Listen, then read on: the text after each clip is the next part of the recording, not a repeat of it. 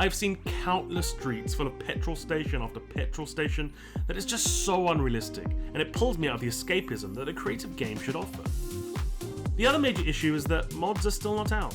Not officially, at least. In City Skylines 1, we had an army of talented modders who fixed problems and elevated cities far above what I think even the developers envisioned. Those same modders are sat desperate to get started, desperate to improve the game that they love, and I imagine they are getting very impatient seeing the state it currently is in. We know that mods are coming, but this time, instead of using the Steam Workshop like the original title did, it will use Paradox's own mod manager, but from what I've seen, it should work more or less the same, and still offer modders and players the same flexibility and ease of use. Also, it's worth noting that there are currently mods available, such as the new economy mod, but these are not official and do not use the supported method Paradox intend mods to use. So that's the bad. What about the good? The basis of the game is there. It looks good. Some of the new features are great. Creating roads is actually fun now and doesn't feel like a chore. The ability to mix European and North American architecture opens up a world of possibilities within your city. It's not all doom and gloom. I've got 100 hours playing the game so far, and I've watched quite a bit on Twitch and YouTube of some of the best in the scene put together their builds. Like this incredible recreation of Silverstone. People are playing and people are having fun, me included. Is it perfect? Is it as good as City Skylines 1? No, but there's still time for that. City Skylines 1 was basic on launch. And the game that we knew and loved was developed over time. Paradox are not a developer to try and get a quick cash grab and then abandon the community.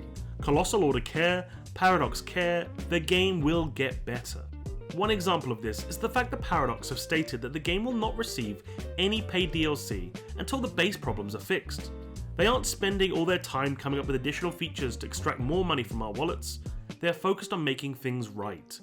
Yes, the game released too early. It's a little shocking that it released in the state it did, but it did, and you can't change that now.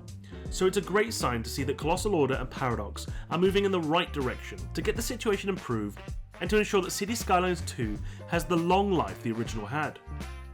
So what does the future look like? Paradox have gone on record stating, "We want to assure you that the issues are not deeply rooted in the game's foundation, so we fully expect to be able to improve performances going forward." So this means that fixes are coming, and it doesn't sound like they're too far in the future. The game is getting regular updates, and each one seems to make things a little better. Having worked with Paradox myself on some videos for their channel, I know that they have their ears to the ground. They know what the community is saying and feeling, and they won't ignore us or leave us to suffer. The issues with traffic and garbage that the community was crying out to be fixed have already been fixed. The performance issues are improving.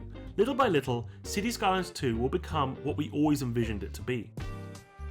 What those times are though is hard to gauge. The fact that Paradox are holding off on paid DLC until they fix the base game does give me hope that we aren't talking years, and that within the next 6 months the game will be in a much better state.